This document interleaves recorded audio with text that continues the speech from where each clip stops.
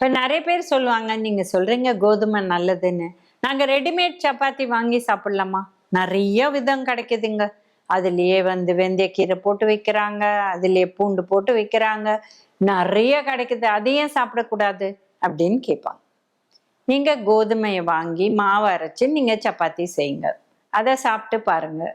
இந்த சப்பாத்தியை சாப்பிட்டு பாருங்க. எவ்வளவு வித்தியாசம் இருக்கு. இதை தவால போட்ட உடனே பூரி மாதிரி உப்பும். எது? ரெடிமேட் சப்பாத்தி. ஏன்?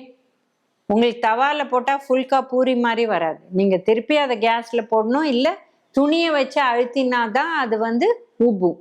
இது தானா உப்புது. எப்படி? ஃபர்ஸ்ட் அதுல மிக்ஸ் மைதா இருக்கு.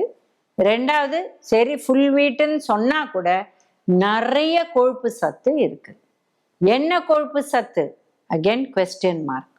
அதனால ரெடிமேடா எதுவும் வாங்காதீங்க.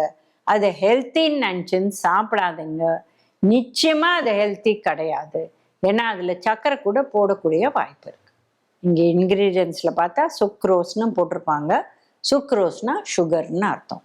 அதனால டெஃபினட்டா இதுவும் நீங்க வீட்டுல கோதுமை அரைச்சு செய்யற சப்பாத்தியும் ஒண்ணுன்னு நினைச்சுக்காதீங்க. டெஃபினட்டா இல்லை. இது கேலரியும் ஜாஸ்தி. இது அந்த மாதிரி டேஸ்ட் எல்லாம் ஆட் பண்றதுனால நிறைய வேற சாப்பிட்டுடுவீங்க. அதனால இது வேண்டாம். என்னைக்கோ ஒரு நாள் எங்கேயோ டிராவல் பண்றீங்க, உங்களால் முடியல, எடுத்துட்டு போறீங்கன்னா வேற விஷயம்.